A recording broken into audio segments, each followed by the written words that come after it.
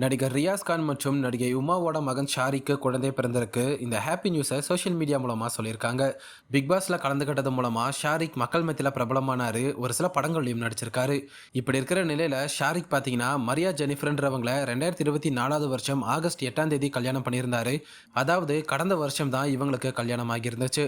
மேலும் மரியா ஜெனிஃபருக்கு ஏற்கனவே ஒரு திருமணமாகி 9 வயசுல ஒரு மகளும் இருக்காங்க. முதல் திருமண வாழ்க்கை சரியா அமையாதனால மரியா ஜெனிஃபர் ஷாரிக்கை இரண்டாவதா கல்யாணம் பண்ணியிருந்தாங்க. அது மட்டும் இல்லாம ஷாரிக்கை விட மரியா ஜெனிஃபர் 3 வயசுக்கு பெரியவங்க. அதனால இவங்க கல்யாணம் பண்ண நேரத்தில் நிறைய பேர் சோஷியல் மீடியால நெகட்டிவா கமெண்ட் பண்ணியிருந்தாங்க.